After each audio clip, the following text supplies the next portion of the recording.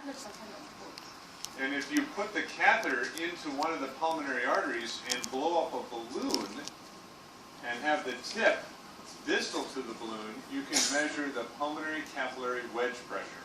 Nếu mà ta đẩy tận về phía các động mạch phổi, nhánh tận của động mạch phổi và ta bơm bóng lên thì khi đó ta sẽ đo được áp lực mao mạch phổi ít. Which is basically the left atrial pressure. Khi đó thì sẽ coi như ta đã đo được cái áp lực trong vùng nhĩ trái. This is a wonderful device, but there is a debate. Đây là một thiết bị rất là tuyệt vời nhưng mà nó cũng có những cái nhược điểm của nó. In the United States and many other places, this is a very important technique to measure the pressures in the heart. Cái phương pháp catheter song ngang này thì bây giờ vẫn được sử dụng rất nhiều trong các cái đánh giá về tim, các cái áp lực trong vùng tim. Patients with myocardial infarction, heart failure, and in other critical care patients. Bây giờ chúng ta vẫn sử dụng trong cái theo dõi những bệnh nhân nhồi máu cơ tim, suy tim hay là trong những cái trường hợp mà bệnh tim cần phải theo dõi rất tích cực.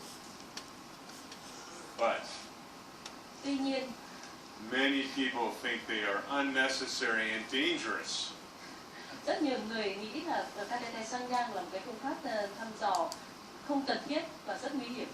And I'll tell you, in our hospital in particular, the pulmonologists and critical care people never use it. The cardiologists love it. Bây giờ thì các cái những bác sĩ ở bên khoa điều trị tích cực có thể không sử dụng nó nữa, nhưng mà các bác sĩ tim mạch vẫn rất là thích sử dụng. So even though we can get all of these measurements here that we talked about, Mặc dù vậy thì chúng ta thấy là catheter sang ngang có thể trả lời cho chúng ta rất nhiều thông số mà chúng ta vừa nói đến. and we can also take blood from different cardiac chambers to get saturations. Và khi sử dụng catheter sang ngang thì ta có thể lấy máu được từ trong các vùng tim để đo được độ bão hòa oxy tại từng vị trí trong tim. And we can measure cardiac output. Ta đo được về cung lượng tim. And we can measure pulmonary vascular resistance Sức cản của mạch phổi and systemic vascular resistance, và sức cản của mạch hệ thống. with many advantages for figuring out what's going on with patients. Như vậy thì chúng ta thấy là có rất nhiều cái lợi điểm mà ta có thể tìm hiểu được về cái thông số của bệnh nhân.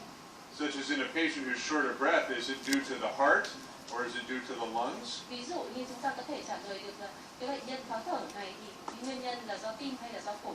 If it's the heart, it might show up as a high pulmonary capillary wedge pressure or left atrial pressure. Ví dụ như là nếu mà do tim thì chúng ta sẽ thấy là áp lực mạch phổi ít mà sẽ tăng lên rất cao, hay là áp lực trong vùng nhĩ trái tăng cao. If it's the lungs, it might be a high pulmonary vascular resistance and high pulmonary pressures. Thế còn nếu mà do phổi thì ta sẽ thấy là sức cảm phổi tăng hoặc là sức khỏe mạch phổi tăng hoặc là cái áp lực động mạch phổi tăng. If a patient is in shock, is it due to the heart, due to low filling volume, due to vasodilatation, or due to some kind of obstruction? Nên hoặc là ta trả lời được nguyên nhân do sốc, ví dụ như là do sốc có tim hay là do giảm thể tích, hoặc là do cái sự phân bố hoặc là do cản trở. If we figure out what's wrong, we can give them the proper therapy. Rồi thì ta có thể gợi ý được cho cái phương pháp điều trị. And if our therapy works or doesn't work, we can know right away. Và cũng rất là quan trọng đấy là ta theo dõi được cái đáp ứng của bệnh nhân đối với các phương pháp điều trị của chúng ta. So cardiologists love this. Và như vậy là các nhà tim mạch rất thích dùng. But our pulmonologists say there are pitfalls.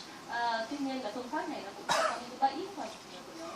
This is a typical Philadelphia road after the winter. Đây là cái mà chúng ta hay thấy cái lỗ trên đường vào mùa đông. We're obviously puncturing the blood vessel so we can cause bleeding and infection. Thì với các phương pháp sử dụng catheter sang ngang này thì một số cái biến chứng hay gặp đấy là chảy máu hay nhiễm trùng. If we miss the blood vessel and hit the lung, we have a pneumothorax. Khi mà chúng ta đặt catheter có thể gây tràn khí màng phổi. The catheter can tickle the heart and cause arrhythmia. Rồi nếu mà khi đưa catheter vào trong nguồn tim, chúng ta có thể kích thích gây ra rối loạn nhịp. When we blow up the balloon in the pulmonary artery, we can cause a rupture. Khi ta bơm bóng ở đầu catheter trong thân động mạch phổi, ở các nhánh động mạch phổi, ta có thể gây ra tách thành động mạch phổi. If we don't know what we're doing, we can get poor tracings. Khi ta không biết là ta đang đặt cái đầu của catheter ở đâu thì ta sẽ ghi được những cái hình ảnh cái đường biểu diễn rất kém. or we're not smart enough to know what we're looking at. Nếu mà ta không đủ thông minh, không đủ kiến thức để diễn giải thì chúng ta có thể diễn giải sai về áp lực. And the pulmonologists tell us that we cannot find in our studies any mortality benefit. In fact, it might be harmful. Khi mà chúng ta có những cái nhận định sai như vậy thì khi đó có thể gây ra tai hại cho bệnh nhân. So if that's true, what about using echo instead? Vì vậy sao chúng ta không thử sử dụng siêu âm để We know that echo is very good for looking at the valves. chúng ta biết là siêu âm có vai trò rất lớn trong đánh giá các bệnh lý về van tim, thông số về van. But we can also measure many of the same things that we can get from a Swan-Ganz catheter. Như vậy thì sử dụng echo cũng có thể đánh giá nhiều cái thông số về áp lực mà chúng ta có thể trả lời thay cho cái phương pháp dùng catheter. Echo Swan. Bây giờ chúng ta sẽ gọi nó là echo swan. So here is from a paper that we published a while back, just illustrating all of the different things that we can get using echo to measure these same things as a Swan-Ganz catheter.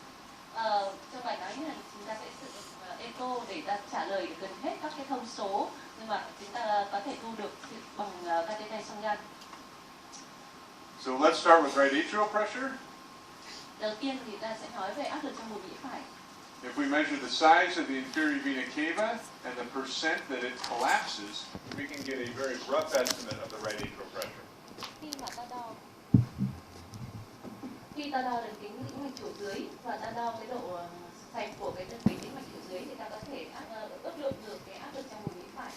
A big IVC, defined as greater than 2.1 centimeters with less than 50% collapse during a sniff, would give us a pressure of 15 with a range of 10 to 20.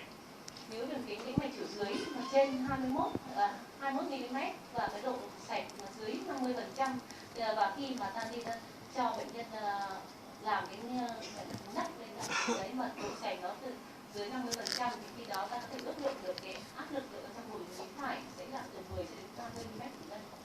A normal sized IVC of less than or equal to 2.1 centimeters with greater than 50% collapse with sniff gives us 3 with a range of 0 to 5. Thế phần lớn các trường hợp bình thường thì đường kính tĩnh mạch chủ dưới sẽ dưới 21 mm, và khi ta nói bệnh nhân hít mạnh vào thì khi đó cái độ sạch của nó vẫn là trên 50%, thì tương đương với cả cái lực hít mạnh là 3 mm thủy ngân, thì khi đó là áp lực ở trong buồng nhĩ phải nó sẽ từ khoảng từ 0 cho đến 5 mm thủy ngân. And just to make it easy, but maybe too simplistic, everything else is 8. Thì như vậy thì nghe có thể hơi, thực ra khi đó ta lại trừ được hai trường hợp khác này rồi thì còn các trường hợp còn lại. So for instance, if we have a big IVC size, but it collapses greater than 50%, that's 8. Như vậy thì nếu mà những cái trường hợp mà nếu mà đường kính tĩnh mạch chủ dưới thì dưới 21 cm và cái độ sạch dưới 50% thì như vậy là cái áp lực ở trong phổi sẽ là áp lực trong buồng nhĩ phải sẽ là khoảng 8 mm thủy ngân. The problem is it doesn't work that well. You can see right atrial pressure by Swan-Ganz catheter here versus echo, and there's a good R value, but look at the spread on the bias. Thì ta thấy là nếu mà so sánh về cái áp lực trong buồng nhĩ phải bằng xương Doppler và so sánh với cả thông tin thì ta thấy cái độ tương quan khá là tốt với cả cái R0,8. Thế nhưng mà nó cũng có những cái sai số. So we have to be careful. Cho nên là chúng ta cũng rất là phải thận trọng. We can also get the pulmonary artery systolic pressure. Bây giờ thì chúng ta sẽ nói về cái đo áp lực tâm thu của động phổi. Many of you already know this. You can use the tricuspid regurgitant jet to get the pressure gradient between the right ventricle and the right atrium, and then we can add our right atrial pressure to that to get the pulmonary artery systolic pressure. Mọi người đều biết là nếu mà chúng ta muốn đo cái áp lực tâm thu của động mạch phổi thì ta sử dụng cái dòng ngược của van ba lá, ta đặt cái cơ sơ từ hướng thất phải xuống nhĩ phải và đo cái song song với cả cái đằng Z đó. Thì khi đo được cái áp lực vận tốc của cái đo được cái chênh áp giữa thất phải và nhĩ phải, ta cộng thêm cái áp lực của buồng nhĩ phải thì ta sẽ được cái áp lực tâm thu của động mạch phổi. We can also get the pulmonary artery diastolic pressure. Here we take the end diastolic pressure gradient from the pulmonic regurgitation jet, and that should basically give us the pressure gradient between the pulmonary artery and the right ventricle, And again, we add the right atrial pressure, which is the right ventricular and diastolic pressure. Nếu mà nói về đo áp lực tâm trương của động mạch phổi thì ta đã sử dụng cái phổ hở phổi. Khi đó thì ta đo được sử dụng cái dòng hở phổi, đo được cái kênh áp giữa thân động mạch phổi và vùng thất phải. Ta cộng thêm với cả áp lực trong vùng nhĩ phải nữa thì ta sẽ được áp lực của tâm trương của động mạch phổi. We can also get the pulmonary artery mean pressure by two techniques. We can either use the pressure at the beginning of diastole, as calculated from the pulmonic regurgitation jet. Với cả áp lực động mạch phổi trung bình thì ta có hai phương pháp. Phương pháp thứ nhất đó là sử dụng chính cái dòng hở phổi để ta đo cái áp lực cao nhất của cái dòng hở phổi. And add the right atrial pressure, of course. Cộng với cả áp lực trong vùng nhĩ phải. Or we can actually take the velocity time integral of the tricuspid regurgitation jet and add the right atrial pressure. And this is similar to what we do for the aortic outflow mean gradient. Hoặc là phương pháp thứ hai là chúng ta sẽ đi chúng ta đo là cái VDI của cái dòng hở ba lá và cộng với cả áp lực trong vùng nhĩ phải. We can also get a very rough estimate of the pulmonic vascular resistance or pulmonary vascular resistance. Bây giờ chúng ta sẽ tiếp tục theo đấy là cái sức cản của hệ mạch phổi.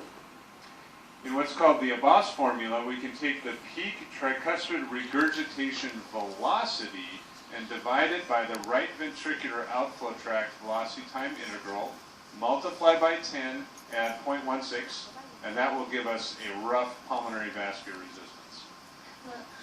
Về sức cản của hệ mạch phổi thì chúng ta sử dụng cái cái phổ hở ba lá, ta đo cái vận tốc của dòng hở ba lá chia cho cái PTI ở đường ra thất phải nhân 10 lên và cộng với 0,16 thì ta sẽ được sức cản mạch phổi.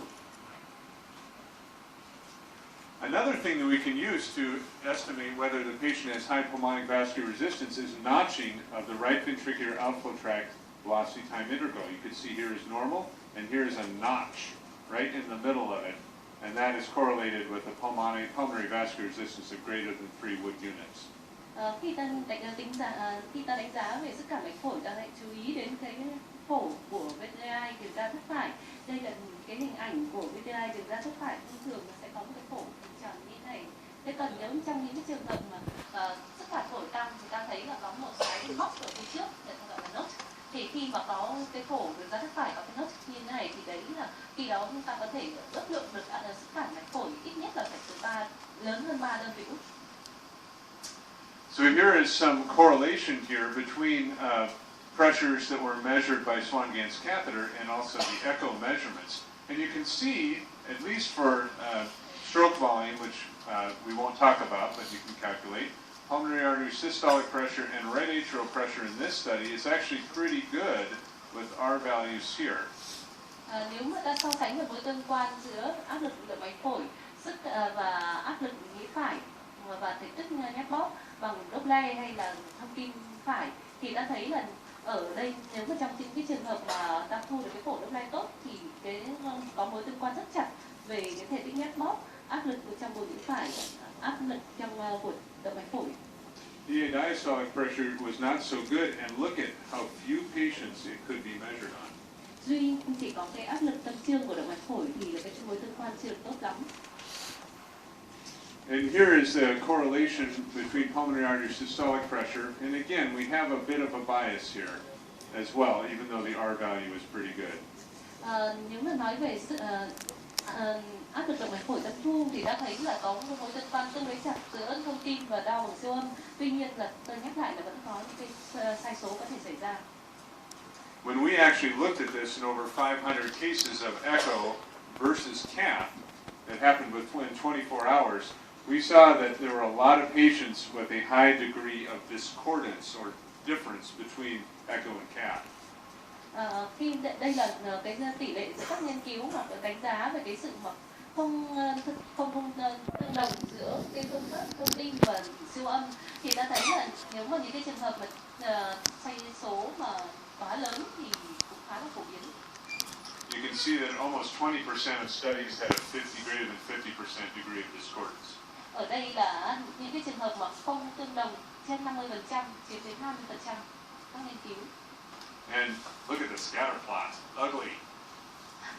Như vậy thì thấy là về tính về trung bình, cái sự sai số giữa các nghiên cứu cũng khá là tệ.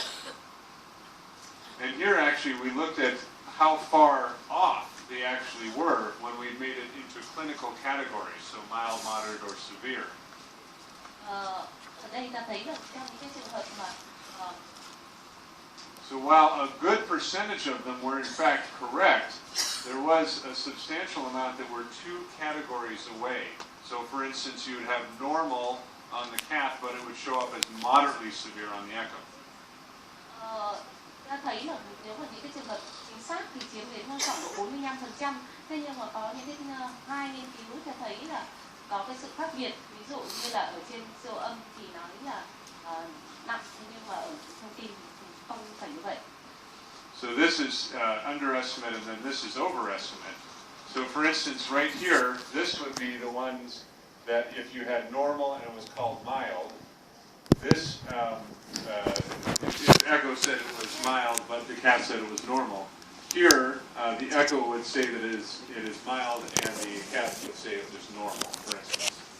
Ở cái màu vàng thì đấy là khi mà thông tin thì nói là nhẹ, nhưng mà siêu âm thì trả lời là không phải là nhẹ.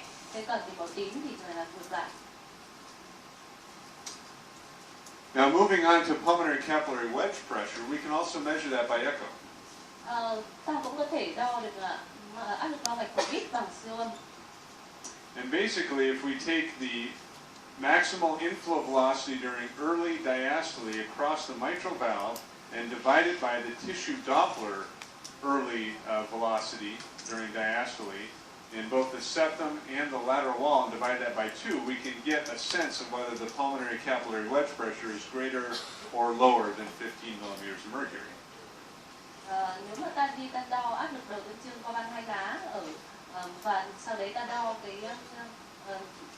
tất của thành bên và vận tất của vách bằng phương pháp lớp Lamo, xong tính tỷ lệ giữa E trên E phẩy của vách cộng với cả E trên E phẩy thành bên chia đôi thì ta sẽ được áp lực bao mạch của hít. And here is what it actually looks like for correlating with that pulmonary capillary wedge pressure greater than 15. And while it is not perfect, it is much better than just about every other thing that we have. Ở đây nếu mà với những cái trường hợp mà áp lực bao mạch của hít trên 15 mm thủy ngân, ta sẽ thấy là cái gì? Là cái trung bình của E trên E phẩy là trên 15.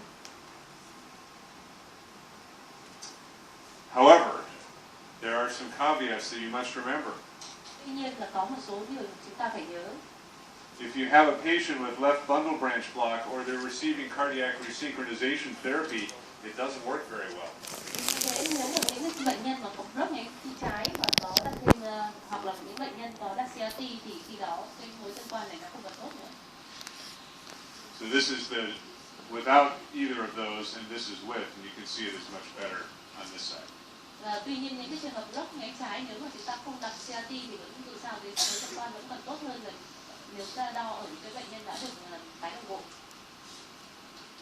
So in conclusion, echo swan has many good things about it. Như vậy thì trở lại với cả phương pháp echo swan này của chúng ta thì chúng ta sẽ thấy có rất là nhiều điều thú vị. Yep, it's non-toxic, readily available, inexpensive, and we can do it multiple times without hurting the patient. Nếu mà ta sử dụng echo để đánh giá các cái thông số về huyết động thì ta sẽ thấy đây là cái phương pháp này không xâm nhập và không gây hại cho cơ thể, cũng như là có thể cái thông số khá là nhanh, không tốn kém và có thể làm được rất nhiều lần. However, there are some potential problems. It is not perfectly accurate. There are, of course, problems with image quality. You have to have a skilled sonographer or a cardiologist and interpreter, and we do have to go back and measure again and again rather than having a continuous measurement. Tuy nhiên là nó cũng có một số cái nhược điểm có thể đầu tiên đấy là cái độ chính xác, ta cũng phải chú ý đến điều đó. Thứ hai đấy là cái chất lượng hình ảnh có thể có trong một số trường hợp có hạn chế, và cái quan trọng nhất đấy là cái kỹ năng của người làm. Và một điều nữa, điều cuối cùng đó là với siêu âm thì chúng ta không thể để cái lưu đầu dò với mái đều, cho nên mỗi khi ta làm ta phải làm đi làm lại, lặp đi lặp lại. Now, are you ready for a test? Và bây giờ chúng ta sẽ làm một cái bài test nhỏ. Time to wake up. Các bạn chú ý chưa? Everyone has to pick the correct answer, okay? So you need to match these. Which is the correct pair or match of what we have PA pressures and what is true about them, okay? Answer choice A, PA diastolic pressure is the most accurate. Answer B, pulmonary vascular resistance is found by this formula. Answer C, E to E prime is more accurate when the patient has left bundle branch block. D, the notching of the right ventricular outflow tract VTI is correlated with high PVR. Or E, the left atrial volume index is more accurate than pulmonary artery systolic pressure for predicting pulmonary capillary wedge pressure. Misspelled. Với bài test này thì bây giờ các bạn hãy chọn ra 2 cặp câu chính xác liên quan đến cái việc mà đo áp lực động mạch phổi bằng echo. Thì với câu thứ nhất, ví dụ như là áp lực động mạch phổi thì tâm trương là chính xác nhất. Câu thứ hai là sức cản mạch phổi. Có công thức là PA áp lực động trung bình động mạch phổi bằng 1/3 áp lực tâm thu cộng với 2/3 áp lực tâm trương. Câu thứ ba là tỷ lệ E trên E phẩy. Sử dụng tương ứng với cả là chính xác hơn ở những cái bệnh nhân có lớp nhánh trái. Câu thứ tư là cái hình ảnh có cái nốt ở phổi VTI đường ra thất phải, tương ứng với cả sức cản phổi cao. Cái cuối cùng đấy là chỉ số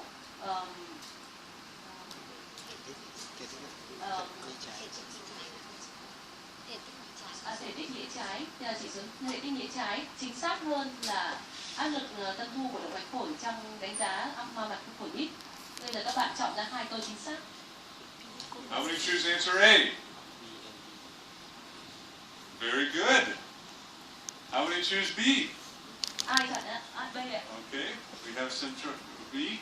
How many choose C? Oh. C. How many choose D? D. The majority. How many choose E? How many thinks this is not a good idea? So, what is the answer and why? Who chose answer B and why? Có bạn là đứng lên giải thích được là vì sao lại chọn B không ạ? No one is willing to admit it. That's good. So, answer B is actually wrong. Đây chắc chắn là sai. This is the pulmonary artery mean pressure. Đây là công thức để tính áp lực động mạch phổi trung bình.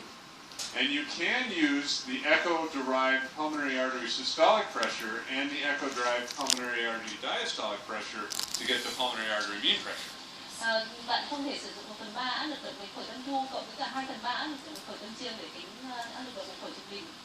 But I would not recommend this because if you have a mistake here and a mistake here, then you have 2 big mistakes. Đây là công thức để tính áp lực động mạch phổi trung bình, nhưng mà nếu mà bạn nhầm giữa 2 cái tỷ lệ này thì khi đó thì cái sai số sẽ rất lớn. So you're a very smart group and most people pick D. Mọi người rất là thông minh khi mà tất cả mọi người đều chọn D. So very good job. Các bạn đã làm rất là tốt.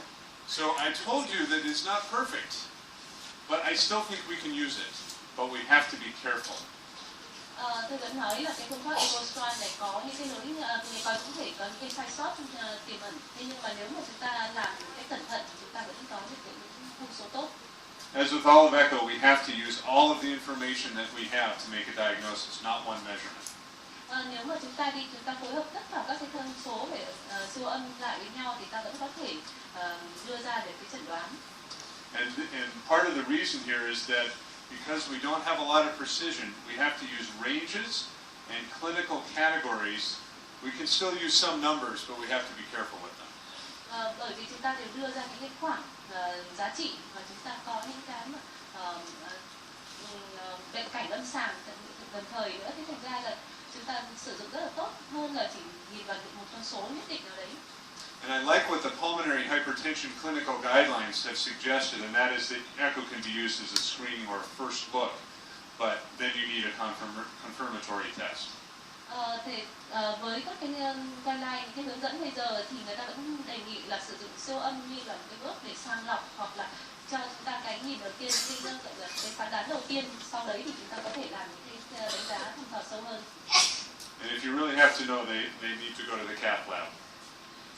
khi mà chúng ta muốn biết được những cái thông số thật chính xác hoặc là cụ thể hơn thì chúng ta hãy đưa bệnh nhân đi vào med lab để sử dụng sonogram. All right, well, thank you very much for your attention. These are my children.